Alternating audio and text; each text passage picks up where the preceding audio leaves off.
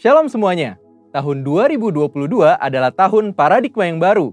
Secara umum, arti dari paradigma adalah sebuah cara orang memandang sesuatu. Paradigma yang dimiliki seseorang mempunyai peranan penting untuk menentukan bagaimana ia bersikap kepada kejadian yang dialami dan meresponi hal-hal yang terjadi dalam hidupnya. Saat kita mendengar mengenai paradigma yang baru, tentu kita berpikir, jika ada paradigma yang baru, pasti ada paradigma yang lama. Mari kita bandingkan keduanya. Perbedaan pertama adalah paradigma lama adalah hasil kejatuhan manusia di dalam dosa. Sedangkan paradigma baru ada proses manusia menerima karya salib Kristus di kayu salib. Perbedaan kedua, paradigma lama berasal dari dunia, sedangkan paradigma baru berasal dari Bapa di sorga. Perbedaan yang ketiga, manusia yang memakai paradigma lama berpandangan semua untuk diri sendiri, sedangkan orang percaya yang memakai paradigma yang baru mempunyai fokus untuk menyenangkan Tuhan. Perbedaan yang keempat, tujuan dari manusia yang memakai paradigma lama hanya semata-mata ingin dihormati dunia.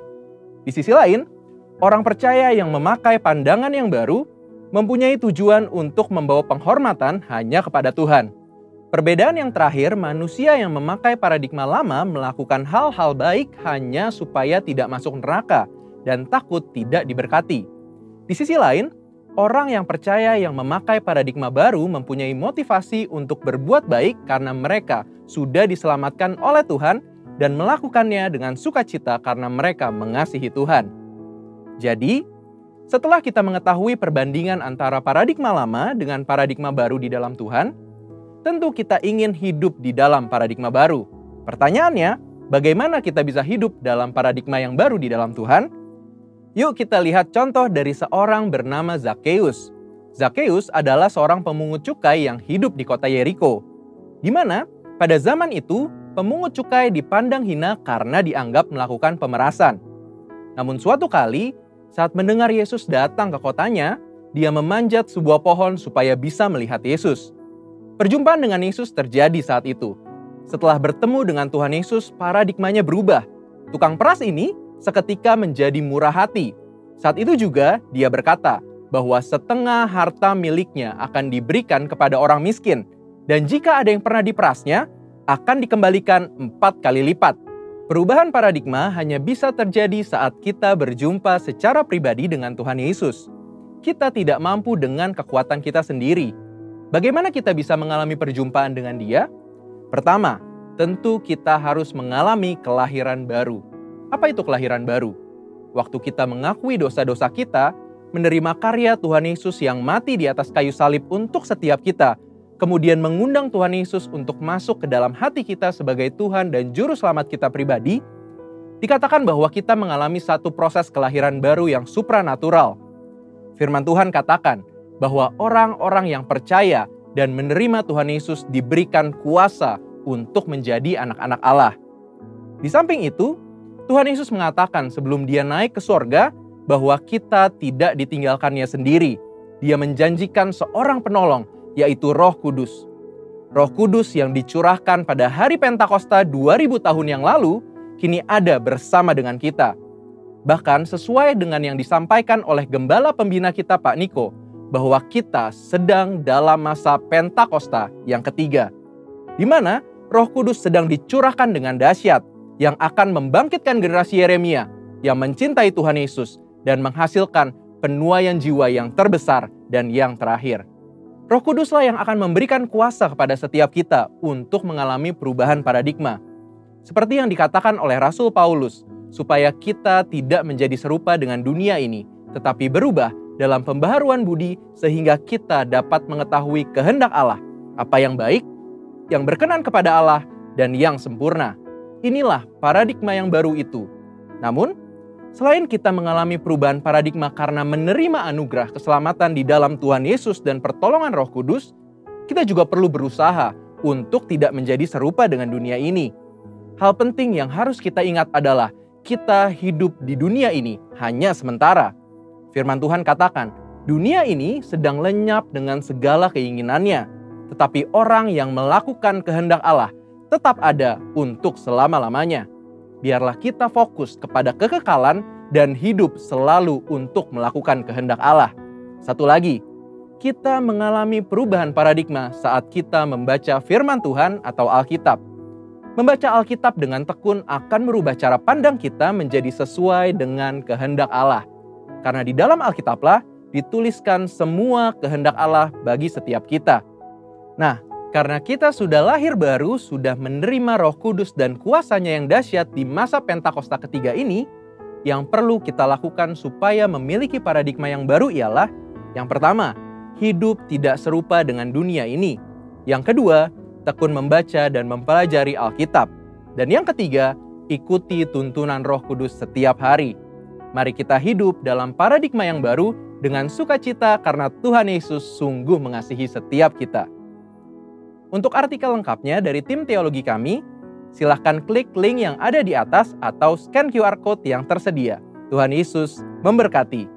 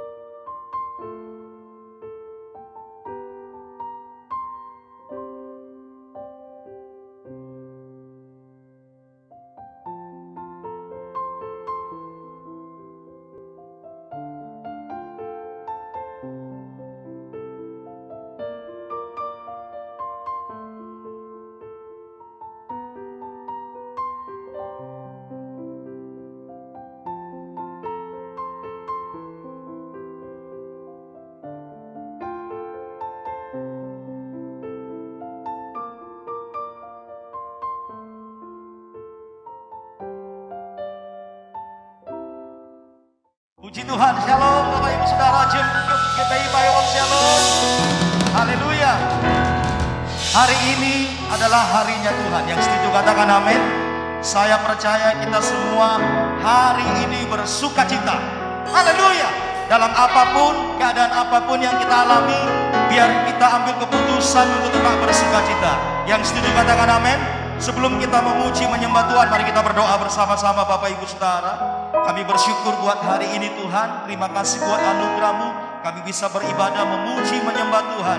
Kami percaya setiap pujian kami menjadi persembahan dupa harum berkenan di hati Tuhan. Dalam nama Tuhan Yesus, kami siap memuji, menyembah Tuhan. Yang antusias memuji Tuhan katakan, amin. Hari ini harinya Tuhan. Woo! Yeay! Bisa menari sama-sama Bapak Ibu Saudara. Haleluya. Cek.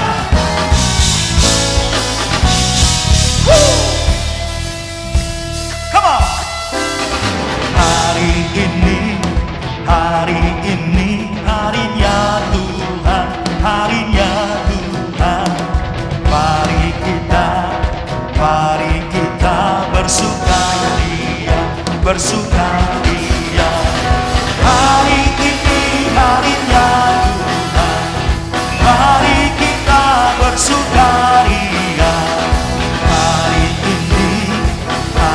ini harinya Tuhan. Haleluya. Nyanyikan sama-sama. Hari ini harinya Tuhan, harinya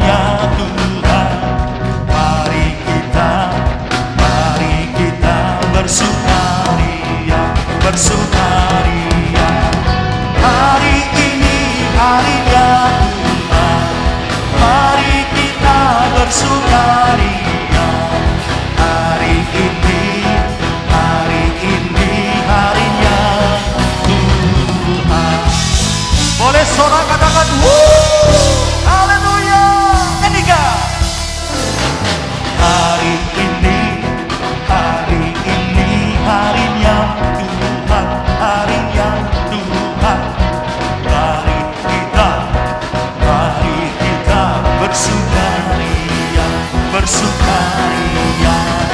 Hari ini harinya Tuhan, mari kita bersukaria. Hari ini harinya Tuhan. Haleluya. Hari ini nyanyikan. Say, hari ini, oh, hari ini harinya Tuhan, harinya Tuhan. Mari kita, oh mari kita bersukaria, bersukaria. Hari ini harinya Tuhan, mari kita bersukaria. Hari ini harinya Tuhan. Come on. Hari ini harinya Tuhan, mari kita bersukaria. Hari ini harinya Tuhan. Hari ini harinya Tuhan. Harinya Tuhan, harinya Tuhan, harinya Tuhan. Haleluya. Tepuk tangan buat Allah gunung batu kita. Come on. Take. Yang bisa loncat-loncat Bapak Ibu Saudara. Dia Allah gunung batu kita, keselamatan kita. Tepuk tangan sama-sama.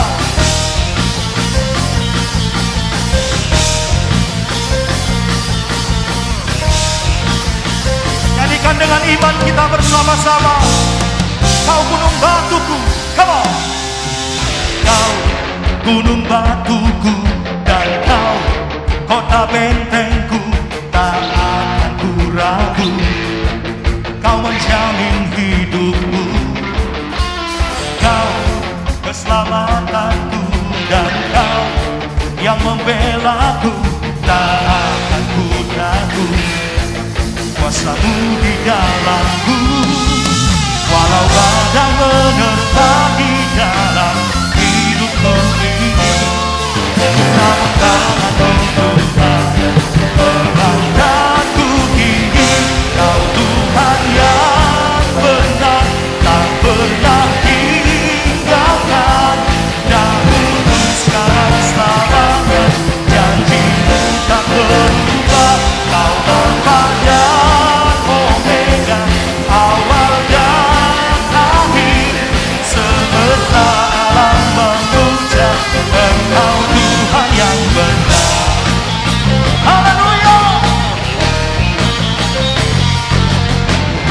Kau gunung batu, keselamatan kami Tuhan. Jadikan dengan kita seru kau. Kau gunung batuku dan kau kota bentengku, tak akan ku ragu.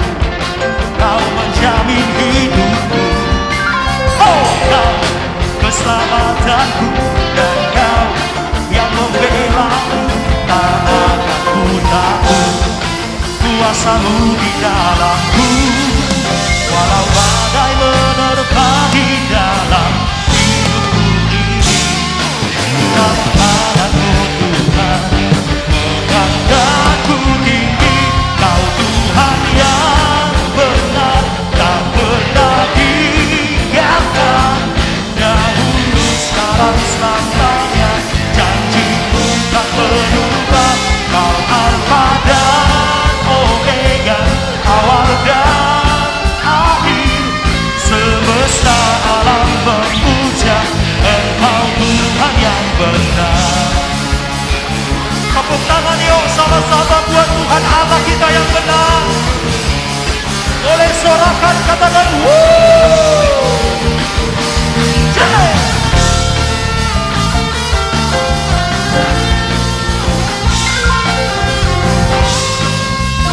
Walau badai menerpa, nyanyikan.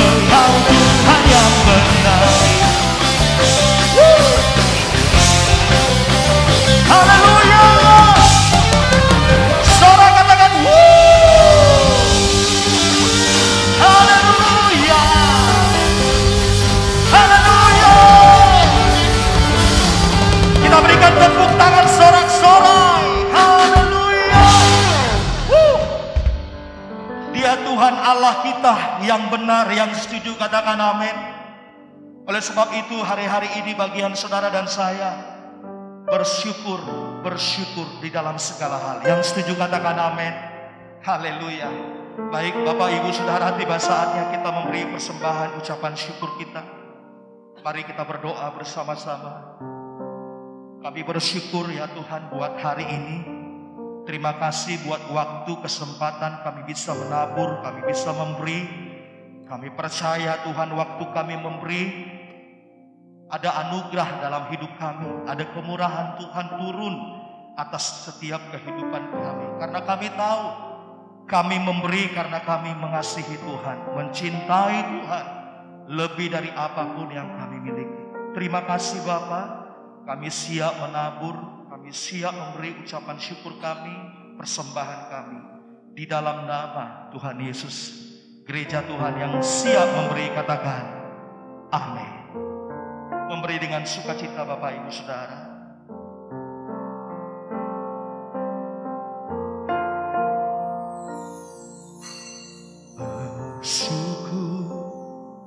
Bersyukurlah sebab Dia baik,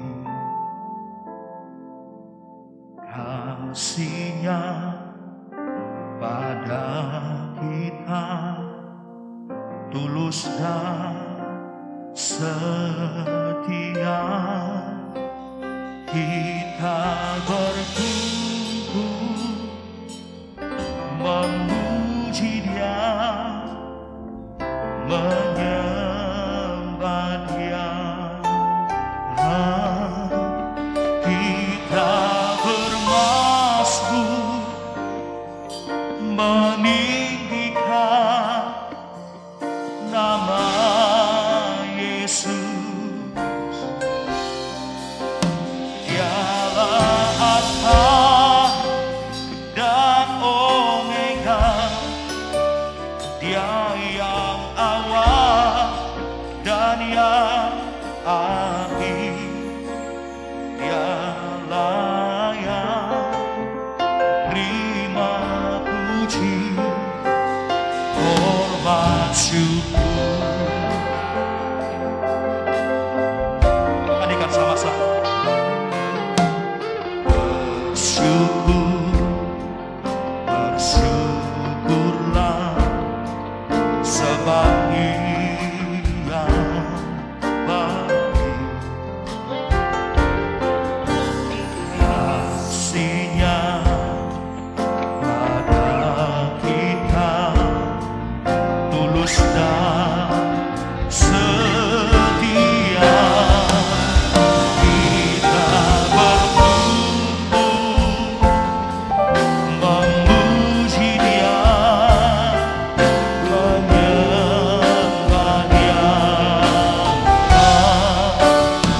Kita bermasmur meninggikan nama Yesus. Dialah Alfa dan Omega, Dia yang awal dan yang akhir. Dialah yang terima puji, hormat, syukur. Kita berikan tepuk tangan sama-sama. Bersyukurlah. Bersyukurlah sebab Dia baik, kasih-Nya pada kita tulus dan setia. Kita bertumbuh memuji Dia, menyembah Dia. Kita bermasmur meninggikan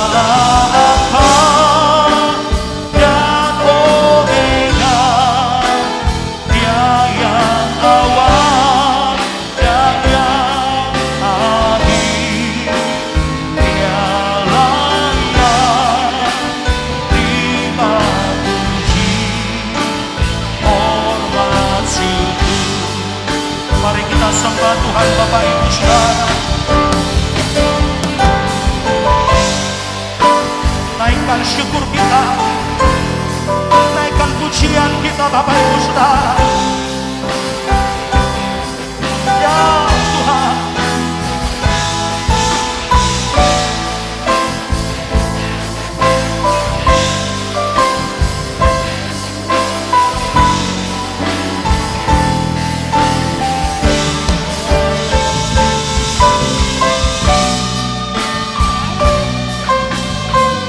Terima kasih ya Tuhan.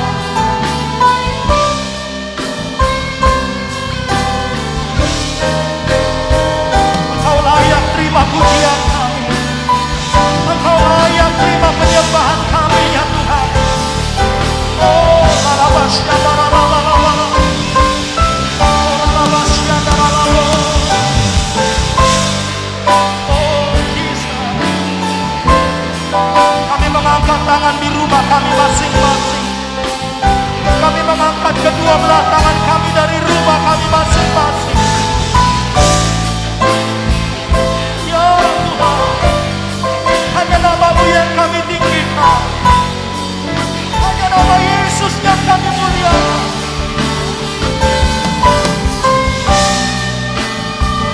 Oh, larabasya daralala.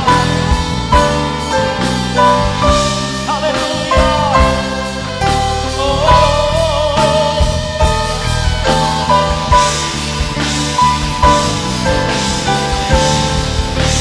Bersama-sama nyanyikan ku puji sembah sujud di hadapan-Mu ya Tuhan. Ku puji sembah sujud di hadapan-Mu, jiwaku memuji nama-Mu. Allah yang berkuasa dan yang berkuasa, tiada Allah seperti Kau Yesus. Ku puji sembah sujud di hadapan-Mu, jiwaku memuji nama-Mu. Allah yang berkuasa dan yang berkuasa, tiada Allah seperti. Ku puji sembah sujud di hadapan-Mu, jiwaku memuji nama-Mu. Allah yang berkuasa dan yang berkuasa, tiada Allah seperti. Sekali lagi, ku puji sembah sujud di hadapan-Mu, jiwaku memuji nama-Mu. Allah yang berkuasa dan yang berkuasa, tiada Allah seperti Kau Yesus. Tiada Allah seperti Kau Yesus. Tiada Allah seperti Kau Yesus.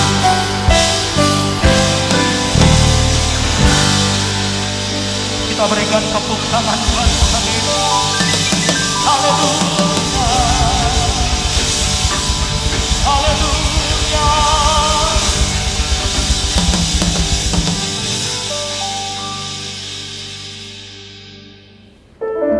Kami siapkan hati kami ya Tuhan. Sampaikan isi hati-Mu bagi setiap kami.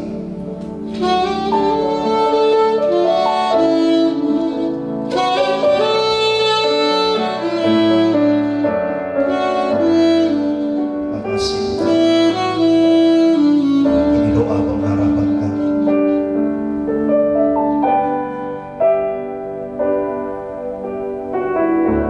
Perhatikanlah bunga bangun di ladang, Tuhan hiasi tanpa bekerja. Apalagi kita orang percaya, Tuhan pelihara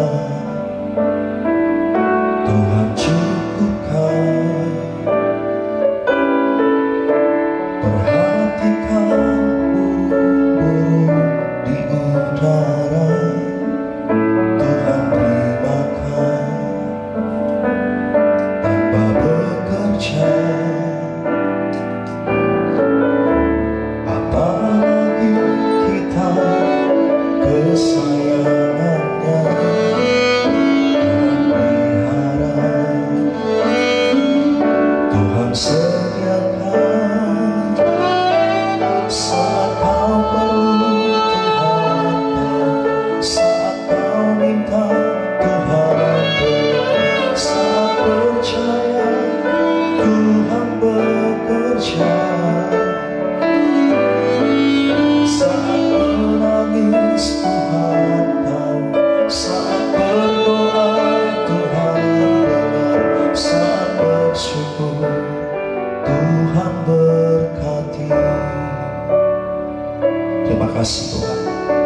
Ini doa kami bersama-sama. Perhatikan burung-burung di udara, Tuhan beri makan tanpa bekerja. Apalagi kita kesayangannya, Tuhan pelihara, Tuhan sediakan.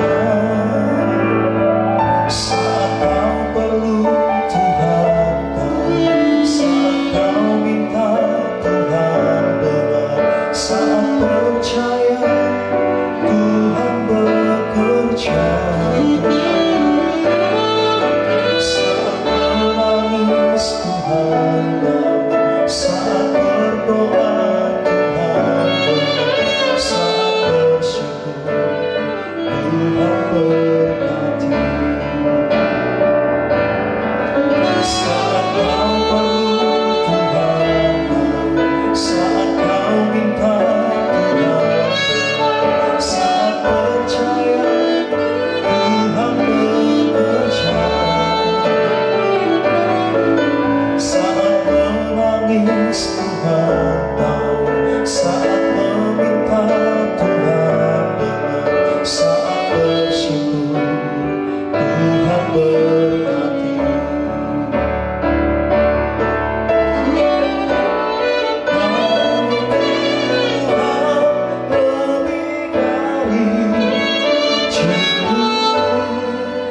Kasih-Mu Tuhan,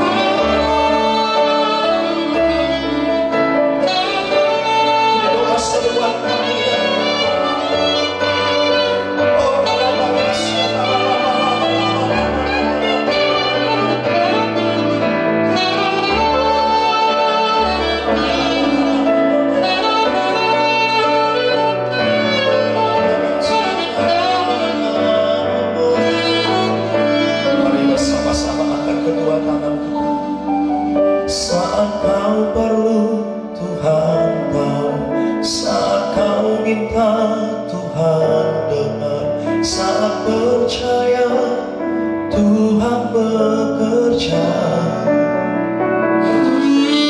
Saat menangis Tuhan tahu, saat berdoa Tuhan dengar, saat bersyukur Tuhan berkati. Sekali lagi dengan lo.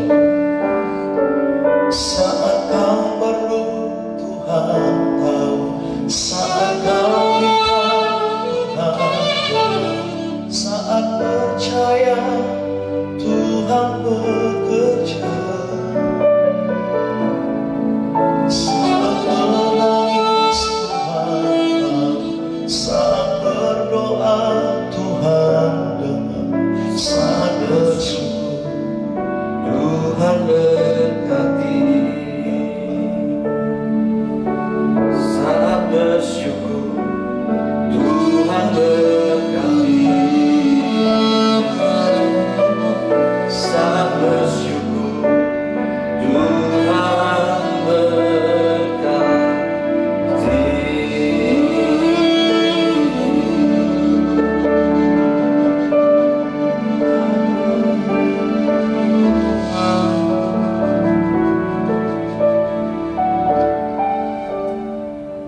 Kami bersyukur buat Allah yang mengerti dan Allah yang peduli dengan hidup kami.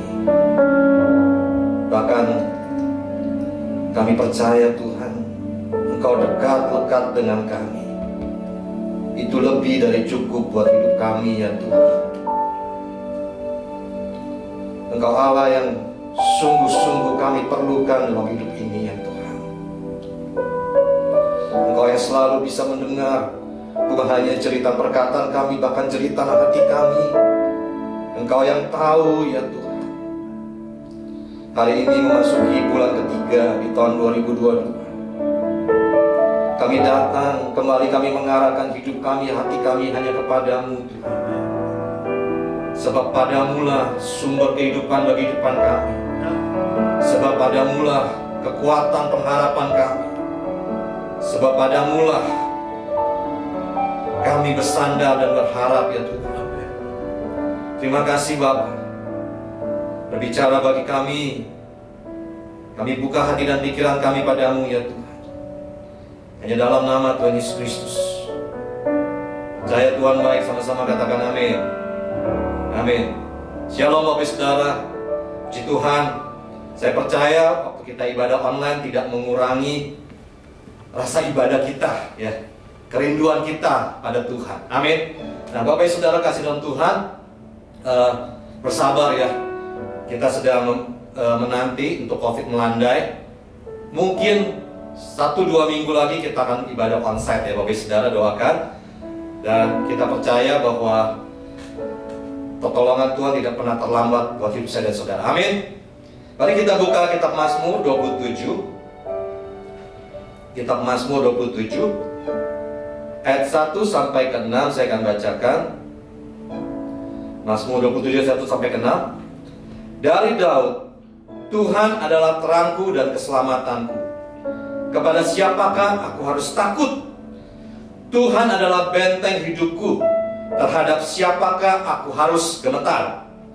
Ketika penjahat-penjahat menyerang aku untuk memakan dagingku, yakni semua lawanku dan musuhku, mereka sendirilah tergelincir dan jatuh. Sekalipun tentara berkemah mengepung aku tidak takut hatiku. Sekalipun timbul peperangan melawan aku, dalam hal itu pun aku tetap percaya. Satu hal telah kuminta kepada Tuhan, itulah yang kuingini, diam di rumah Tuhan seumur hidupku, menyaksikan kemurahan Tuhan dan menikmati bait-Nya. Sebab Ia melindungi aku dalam pondoknya pada waktu bahaya. Ia menyembunyikan aku dalam persembunyian di kemahnya. Ia mengangkat aku ke atas gunung batu. Maka sekarang tegaklah kepalaku mengatasi musuh sekeliling aku. Dalam kemahnya aku mau mempersembahkan korban dengan sorak-sorai. Aku mau menyanyi dan bermazmur bagi Tuhan. Ayat 13 dan 14. Sesungguhnya aku percaya akan melihat kebaikan Tuhan di negeri. Katakan amin. Orang-orang yang hidup, nantikanlah Tuhan, kuatkanlah dan teguhkanlah hatimu. Ya, nantikanlah Tuhan. Bapak Ibu Saudara kasih dalam Tuhan, perikop yang tadi kita baca dari Mazmur 27 adalah kisah pengalaman dari seorang namanya Daud yang sungguh mengagumkan. Kenapa saya bilang? Kenapa? Dia mengatasi ketakutannya. Saudara, ayat 2 bilang begini, ketika penjahat-penjahat menyerang aku, saudara, dia diserang. Ayat ketiga, sekalipun tentara berkemah mengepung aku, dia dikepung. Bahkan di ayat kedua tadi dibilang mereka menyerang Daud untuk memakan dagingku. Waduh, Daud diinginkan nyawanya. Dengan kata-kata lain, Daud berkata begini, mereka pengen makan dagingku. Ayat 10, sekalipun ayahku dan ibuku meninggalkan aku. Ada orang-orang yang meninggalkan Daud. Ya, ayat 12, sebab telah bangkit menyerang aku saksi-saksi dusta. Daud difitnah. Saudara, Daud mengalami hal yang tidak enak dalam hidupnya. Dia diserang, dia diingini nyawanya, dia dikepung, lalu dia ditinggalkan orang, dia difitnah. Sepertinya apa yang dilalui Daud itu seperti dalam satu keadaan terjepit dalam hidupnya. Tetapi bagaimana Daud mengatasi ketakutan dalam kehidupannya ini, saudara? Saudara, dia bilang begini, kepada siapakah aku harus takut? Tidak takut hatiku. Ini pengakuan Daud. Dalam hal itu pun aku tetap percaya. Saudara, bagaimana Daud dalam keadaan yang begitu sulit dalam kehidupannya? Dia berkata, aku nggak takut. Tidak takut hatiku. Aku tetap percaya. Saudara, yang dikeluarkan mulut Daud, dia berkata begini di ayat 1, Tuhan adalah terangku, keselamatanku, benteng hidupku. Tidak takut hatiku, aku tetap percaya. Bapak Ibu Saudara, mengapa Daud begitu kuat? Saudara, mungkin saat ini kita sedang mengalami keadaan yang terdesak, terjepit, saudara. Keadaan yang sungguh tidak membaik, ya, yang tidak menentu. Kita tidak tahu bagaimana ke depan ini, ya. Belum selesai corona, sekarang perang. Kita nggak pernah tahu, saudara. Mungkin hari-hari saudara kita mengalami keadaan ekonomi kita nggak baik, hasil lab medis kita nggak bagus, mungkin nggak ada harapan, usaha kita mungkin mulai terancam bangkrut, keluarga kita mungkin mulai seperti tanda kutip mulai berantakan, sepertinya nggak bisa dipertahankan lagi. Saudara, Daud mengalami hal yang sama. Daud bahkan nyawanya terancam, terjepit begitu dikepung.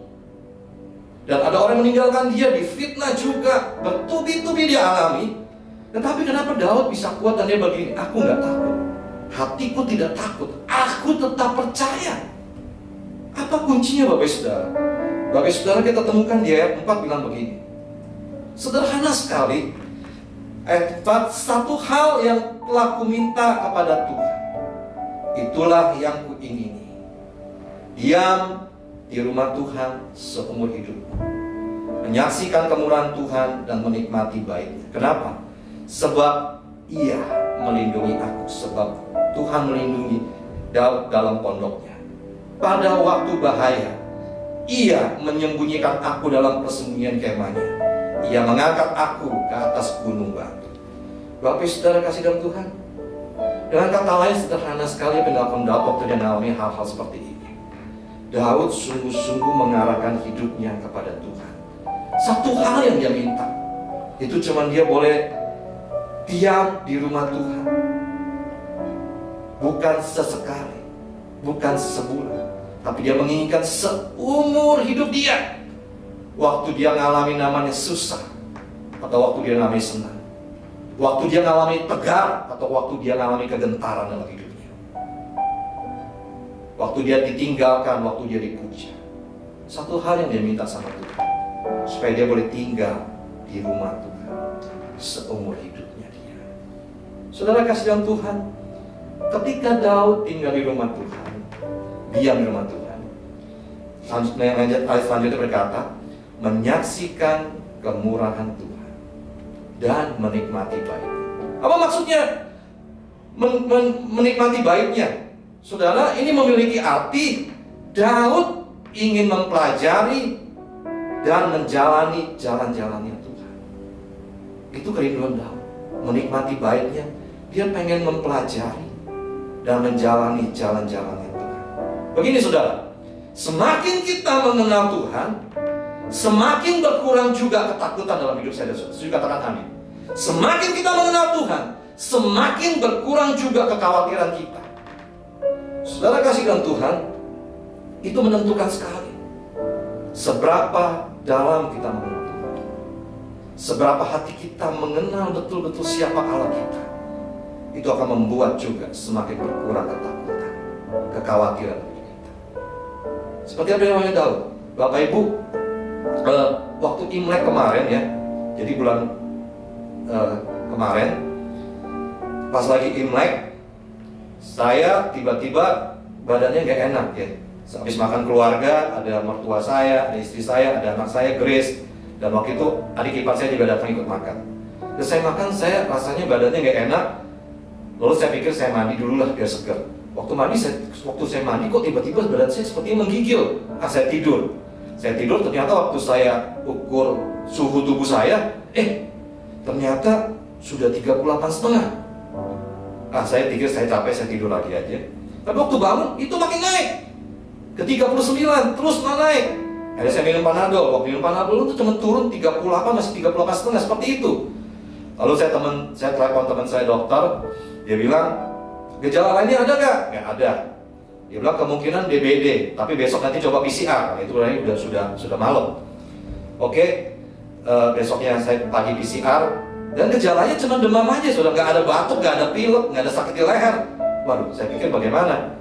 Nah, akhirnya saya suruh istri saya jangan tidur seruangan dengan saya, tapi dia tetap ngotot mau tidur sama saya. Akhirnya saya tidur dengan masker, Bapak Saudara. Wah, semalam itu demam dan tidur dengan masker. Dan esok harinya PCR, sore hari keluar positif. Istri saya keluar PCR-nya negatif. Lalu saya bilang saya mau pergi karantina, dia bilang nggak usah. Kemungkinan juga saya kena. Loh, kamu kan keluar hasil PCR negatif. Dia bilang saya juga lehernya mulai gak enak nih katanya. Sakit leher dia dan kepalanya pusing. Lalu saya tanya dokter, teman saya dokter via telepon gitu. Dia bilang ya saat ini juga oke, sudah minum mulai vitamin, obat COVID gitu ya, paracetamol, obat-obat yang untuk COVID. Nah, lalu timbul dalam hati saya itu khawatir. Khawatirnya begini, istri saya sakit juga. Istri saya memang punya kantong kemih yang kecil ya. Dia punya comorbid artinya. Bahaya buat dia. Lalu saya berpikir lagi gini, wah, jangan sampai mertua saya juga kena. Jangan sampai anak saya Grace juga kena. Anak saya Grace, dia ada spina bifida, ada comorbid berarti, lalu juga dia lumpuh. Hati saya mulai galau banget gitu di situ. Saya berpikir, waduh, kalau satu rumah kena COVID, bagaimana ini ya? Saudara, berjalannya waktu, betul terjadi seperti itu. Tetapi waktu saya berpikir demikian, saya berpikir, Tuhan, saya tahu, saya kenal Engkau Bapa yang baik buat saya. Apa yang saya alami tidak pernah melebihi kekuatan saya. Dan saya tahu di dalam Engkau saya sanggup menanggung segala sesuatunya. Hati saya mulai tenang tuh, Bapak Saudara. Mulai tenang. Dan betul, berutut 2 hari kemudian asisten rumah tangga kami kena COVID. Dia nggak bisa bantu. Kami harus turun ke bawah, harus siapkan makanan gitu. Grace masih negatif, puji Tuhan. Tetapi selang 2 hari kemudian Grace juga positif. Ya saya puji Tuhan begini, Ustaz. Tuhan atur ada waktunya, nggak berbarengan. Kalau berbarengan tuh repot sekali. Memang waktu setelah 3 hari kemudian tubuh saya sudah mulai fit, Bapak Saudara ya. Sudah mulai fit, jadi mulai bisa tanda kutip mulai ngurus-ngurus sedikit gitu, Bapak Saudara. Saudara, orang banyak waktu berkira, aduh kalau satu rumah kena COVID bagaimana ya? Saya mau bilang begini, nggak usah khawatir. Masih ada Tuhan. Amin, Bapak Saudara. Kalau masih ada Tuhan, pasti ada jalan keluar ya. Setuju katakan amin.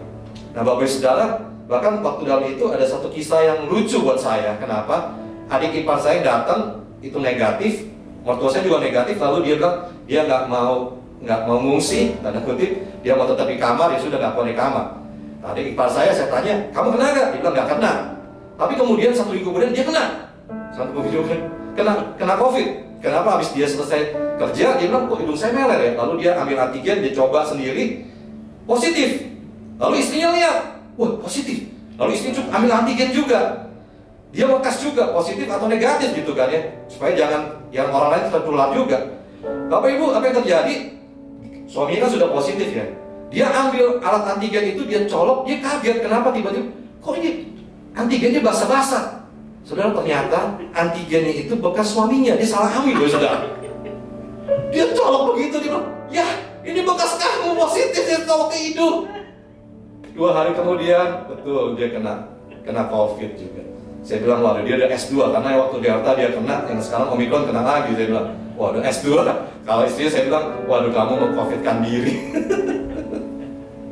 Dan sudah sembuh semua Pak. Semua sudah sembuh. Bapak Ibu Saudara, saya mau bilang kembali begini. Semakin kita kenal Tuhan, semakin juga berkurang ketakutan kita, kekhawatiran kita. Sebelumnya kita berpikir nanti bagaimana, harus begini, harus begitu, gimana. Nanti kalau orang rumah sakit bagaimana, semua. Itu namanya khawatir. Saudara, apapun terjadi dalam hidup kita, saya percaya semua itu dalam kontrol Tuhan yang baik. Bagian hidup saya dan saudara adalah betul-betul mengarahkan hidup kita pada Tuhan. Amin, Bapak Saudara. Saudara, sebenarnya kenapa sih kita bisa khawatir? Khawatir itu timbul di hati terus-menerus. Sebetulnya muncul dari percakapan kita dengan diri kita sendiri. Perenungan kita sendiri. Betapa terbatasnya kita melihat situasi, kondisi ini dan kita nggak berdaya. Maka khawatir itu muncul. Saudara, saya bilang begini, kekhawatiran di hati yang terus-menerus sebetulnya muncul dari percakapan diri kita dengan sendiri, perenungan diri kita sendiri, melihat betapa terbatasnya kita dan melihat situasi yang ada. Tetapi sebaliknya, berdoa adalah sebuah percakapan kita dengan Tuhan yang tidak terbatas, yang sanggup mengubah segala situasi dan kondisi yang ada. Amin, Bapak Saudara. Karena itu saya mau ajak begini, Bapak Saudara. Yuk ubah fokus kita dari diri kita yang terbatas kepada Tuhan yang tidak terbatas. Turn your worry into worship. Ubah kekhawatiran kita pada penyembahan, pengarahan hati kita sama Tuhan. Amin. Saudara, kalau kita renungkan sebenarnya begini, sebetulnya tidak seorang pun mengizinkan, membiarkan pencuri masuk ke rumahnya. Ada nggak yang bilang, pencuri ya? Maksudnya enggak. Bahkan kita mengunci rumah kita tentunya supaya tidak dicuri. Setuju ya Bapak Saudara ya? Artinya begini, tidak seorang pun membiarkan, mengizinkan pencuri masuk ke rumahnya. Tapi kenapa kita membiarkan ketakutan, kekhawatiran masuk dalam hati kita dan mencuri damai sejahtera kita? Aneh. Jadi sebetulnya kuncinya itu di hidup kita sendiri. Kita mau tutup, kita mau jaga hati kita dengan damai sejahtera dari Tuhan, atau kita biarkan perenungan itu terus-menerus dalam hidup kita dan karena keterbatasan kita. Tetapi sebaliknya saya mau ajak begini, yuk arahkan hidup kita sama Tuhan. Bapak Ibu, saya mau bersaksi, waktu Desember lalu kami sedang pergi berlibur dengan jemaat, diajak jemaat. Lalu tiba-tiba saya ditelepon dari rumah, dikasih tahu begini dari asisten rumah tangga, Pak, itu plafon di rumah jebol. Kenapa sih? Lalu dia videoin, dia kasih lihat, memang di atas plafonnya ada kayu-kayunya ya, itu sudah lapuk semua, sudah 18 tahun. Itu dimakan rayap semua. Ya, jadi itu jatuh dan saya lihat, waduh itu parah sekali. Dan akhirnya tidak bisa lagi ditunda, harus segera diperbaiki seluruhnya. Kenapa? Karena ada tukang sudah masuk, beberapa orang, dia bilang begini, Pak, ini bahaya sekali Pak. Dia bilang ini kalau ada, tukangnya bilang saya begitu, kalau ada kucing lompat di situ aja, itu ambruk Pak katanya. Itu saya lihat saya lihat betul memang itu sepertinya kayu itu tertutup, tapi kalau dibuka itu berongga semua, sudah rayapan semua. Dan akhirnya harus diperbaiki. Puji Tuhan saya ketemu dengan kontraktor yang memberikan harga yang terbaik banget dikasih harga. Puji Tuhan. Tetapi masalahnya, walaupun harga itu diberikan yang terbaik, saya mau jujur Bapak Saudara, saya nggak ada uang untuk nilai segitu, nggak punya. Karena harus dibongkar semua, harus ganti namanya rangka baja seluruhnya, dan harus ganti genteng juga. Pengerjaanku minimal 1 bulan. Kami tinggal di bawah, atas direnov abis gitu ya, kosongin semua. Saudara, dalam berjalannya waktu, saya bilang sama istri saya, ini kok kita belum ditagih-tagih ya? Emang sebenarnya belum ada uang juga gitu, Saudara. Biasanya kontraktor kan ada per term ditagih gitu, ini kok belum ditagih-tagih juga ya? Ya, puji Tuhan ada waktu, saya bilang. Nah, tapi sering berjalannya waktu, ada seorang anak Tuhan, dia tahu kami sedang renov rumah, dia memberi berkat, ya. Sebagian kami terima berkat itu, saya sebut angka nggak apa-apa, Saudara ya. Jadi dia kasih saya 15 juta, kami 15 juta. Oke, saya bilang, wah ini puji Tuhan, kita bisa buat renov nih. Tetapi jauh dari biaya renov itu di atas itu masih jauh. Tapi puji Tuhan sudah ada tanda kecil seperti tangan awan gitu yang muncul ya. Lalu saya dalam perjalanan di Desember itu, saya ada diberkati orang dengan berkat keuangan. Saya dikasih uang 5 juta. Waktu saya pulang begini, sudah 20 juta. Puji Tuhan. Lalu waktu di rumah itu saya sedang berbaring tidur, tiba-tiba ada suara hati bilang begini, itu uang 5 jutanya bukan buat kamu. Tuhan, saya lagi ngumpulin nih buat bayar renovasi Tuhan. Enggak, itu bukan buat kamu. Dalam hati saya ada kesan begitu. Itu buat orang itu, si A gitu. Saya bilang, buat dia Tuhan. Tapi saya juga perlu nih, saya stok saya sama Tuhan. Tuhan bilang, ya tidak ada suaranya lagi gitu. Saya bilang sama istri saya, Mi, lagi malam, saya ditaruh Tuhan untuk ngasih orang itu 5 juta uang yang saya tadi dapat dari berkat dari anak Tuhan. Saya bilang, kalau saya transfer besok, hati saya bisa berubah. Bagaimana buat kamu? Ya kalau Tuhan udah suruh gitu, ya lakukan aja. Dalam hati saya, kita lebih juga perlu uang nih. Kita perlu renov rumah ini loh.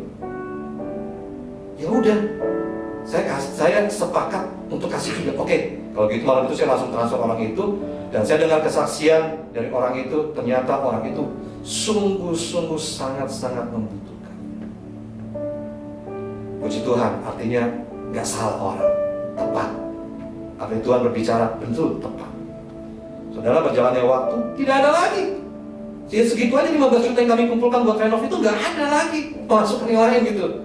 Saudara, lalu sudah mendekati selesai, kira-kira sudah mencatat 1 bulan gitu.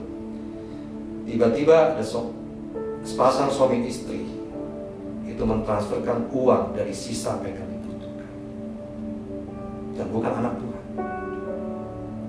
Wow, Tuhan kita itu luar biasa. Bahkan saya Uber kontraktornya untuk saya mau bayar nih segera.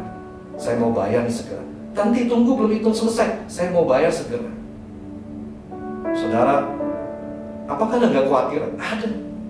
Waktu saya merenungkan itu, tapi waktu saya melihat kekhawatiran, saya bilang begini, Tuhan, Engkau nggak terbatas, saya ini hamba. Hati saya mengarah pada Engkau. Gak ada yang mustahil, Tuhan. Tuhan tahu keadaan saya seperti ini. Saya nggak bisa. Saya sungguh terbatas. Tapi saya percaya kepada Tuhan yang saya sembah. Itu tidak terbatas. Dan saya melihat dan saya mengalami mujizat itu. Karena itu saya mau ajak begini, Bapak. Jangan batasi Tuhan dengan pikiran kita, dengan keadaan sekeliling kita. Tuhan bisa kerja lewat caranya apapun. Tetapi bagaimana hati kita tetap terarah sama Tuhan. Ya, buat saya saat itu membutuhkan 5 juta itu, buat saya besar pada saat itu. Kenapa? Kayak saya ngumpulin.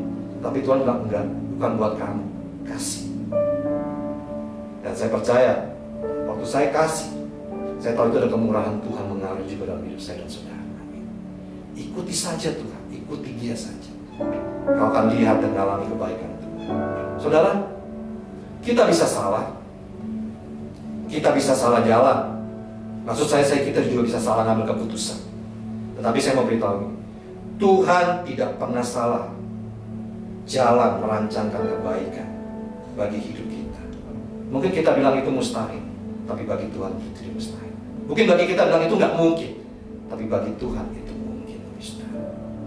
Saudara, apapun yang saat ini sepertinya engkau tidak ada jalan keluar, terpepet, hidupmu terhimpit seperti Daud. Dia berkata, aku tidak takut, hatiku tidak takut, aku tetap percaya. Kenapa? Karena Daud mengarahkan hidupnya, hatinya pada Tuhan. Dia mau menyaksikan kemurahan Tuhan, menikmati baiknya. Saudara, Daud mau mengerti jalan-jalannya Tuhan dan mau melakukan jalan-jalan Tuhan. Saudara kasih dalam Tuhan, ayat 13 sebagai ayat terakhir. Sesungguhnya aku percaya akan melihat kebaikan Tuhan di negeri orang-orang yang hidup. Nantikanlah Tuhan, kuatkan dan teguhkanlah hatimu. Ya, nantikanlah Tuhan. Saudara, hari ini mungkin kita belum melihat satu tanda-tanda apapun. Pertolongan Tuhan, perbaikan-kah, kesembuhan-kah. Tapi saya mau ajak begini. Tuhan bilang dalam bahasa Indonesia sehari-hari, Alkitab bilang begini, aku yakin akan mengalami kebaikan Tuhan dalam hidupku di dunia ini. Nantikanlah Tuhan. Tetap berharaplah sama Tuhan. Kuatkan dan teguhkanlah hatimu. Dan Tuhan ingatkan lagi, ya, nantikanlah Tuhan. Jangan izinkan kekhawatiran itu mencuri damai sejahtera. Jangan izinkan ketakutan itu mengambil sukacita. Tapi izinkan Kristus itu berkuasa penuh, memerintah penuh dalam hidup. Sehingga apa yang Tuhan mau kita kerjakan, yuk kita belajar kerjakan. Dia mau katakan amin. Mari saudara, bagi saudara kita siapkan perjamuan kudus.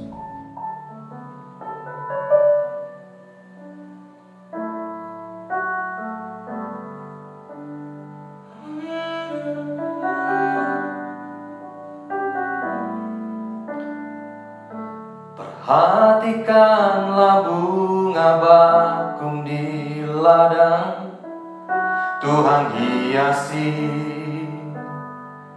tanpa bekerja.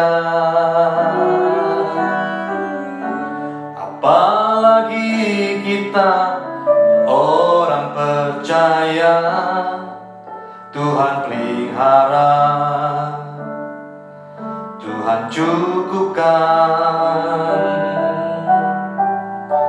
Perhatikan burung-burung di udara, Tuhan beri makan tanpa bekerja. Apalagi kita kesayangannya, Tuhan pelihara, Tuhan sediakan. Saat kau perlu, Tuhan tahu. Saat kau minta, Tuhan dengar. Saat percaya, Tuhan bekerja. Saat menangis, Tuhan tahu. Saat berdoa, Tuhan dengar. Saat bersyukur, Tuhan berkati. Kau Tuhan lebih dari cukup, kasih-Mu Tuhan. Kau Tuhan lebih dari kata janji-Mu pasti terjadi.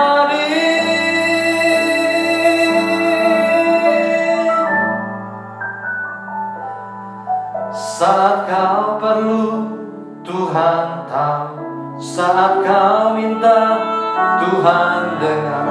Saat percaya, Tuhan bekerja. Saat menangis, Tuhan tahu. Saat berdoa, Tuhan dengar. Saat bersyukur, Tuhan Tuhan berkati.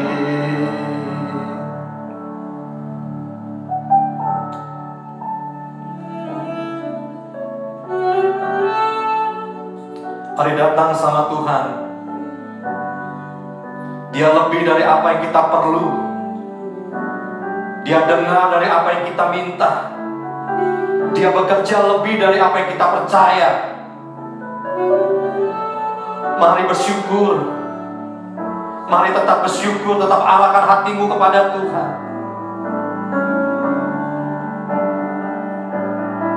Saat kau perlu, Tuhan tahu. Saat kau minta, Tuhan dengar. Saat percaya, Tuhan bekerja. Saat menangis, Tuhan tahu. Saat berdoa, Tuhan dengar. Saat bersyukur, Tuhan berkati. Sebentar kita akan masuk perjamuan kudus. Setiap kali kita masuk perjamuan kudus, Tuhan mengingatkan menjadi peringatan akan aku. Biarlah ini jadi peringatan akan aku. Tuhan sekali-kali tidak pernah meninggalkan kita. Tuhan sekali-sekali tidak pernah berbuat jahat buat hidup kita. Tetapi lewat segala apa yang Tuhan izinkan, buat kita semakin mengenal Dia, semakin mengerti jalan-jalannya Tuhan. Untuk kita tetap mengambil satu komitmen, diam di rumah Tuhan seumur hidup kita, menyaksikan kemurahan Tuhan dan menikmati bait-Nya, mengingini, mengerti, dan menjalani jalan-jalannya Tuhan. Itu kerinduan kami, ini yang kami minta di hadapan-Mu ya Tuhan. Sebab Engkau Tuhan lebih dari yang kami perlu. Kasih-Mu lebih dari cukup ya Tuhan. Engkau Tuhan, janji-Mu pasti terjadi dalam hidup kami. Terima kasih buat pengorbanan-Mu. Terima kasih buat pengampunan-Mu. Terima kasih kami boleh menjadi anak-anak-Mu ya Tuhan. Terima kasih kami dikasihi, kami dibela, kami ditolong, kami dipelihara, kami dijaga. Terima kasih Tuhan Yesus, terima kasih. Kau menguduskan kami, roti dan anggur ini. Dalam nama Tuhan Yesus Kristus. Amin. Sebab apa yang telah kutuliskan padamu telah kuterima dari Tuhan. Bahwa malam sebelum Tuhan disalibkan, Ia mengangkat roti, mari kita meroti, kita tinggi-tinggi. Dan memecah-mecahkan dan berkata, roti ini tubuhku, ini diserahkan bagi kamu. Perbuatlah ini jadi peringatan akan aku. Saudari kasih Tuhan, bukankah roti kita pecah-pecah ini lambang daripada tubuh Kristus? Mari kita makan dalam nama Yesus.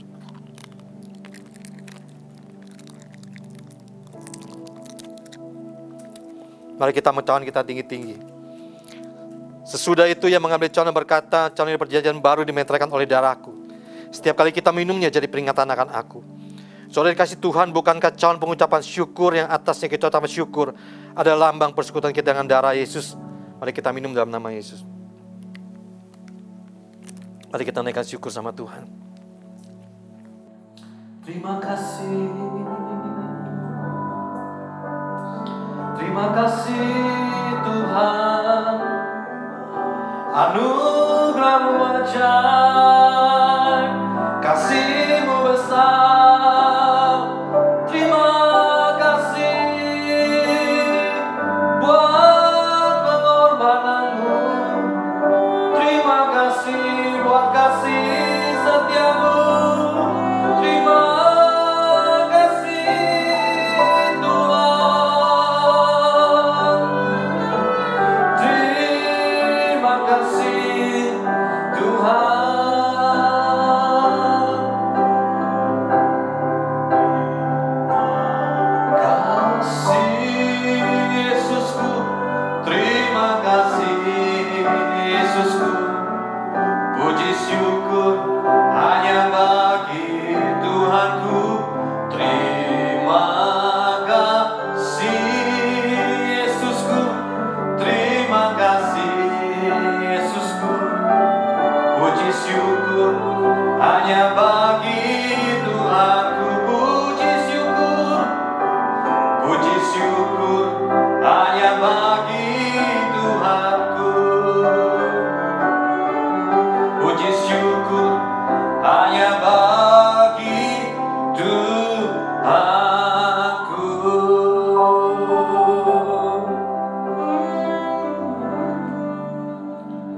Terima kasih Tuhan, kami memilih untuk kami tetap tinggal di dalam Engkau dan Engkau dalam kami.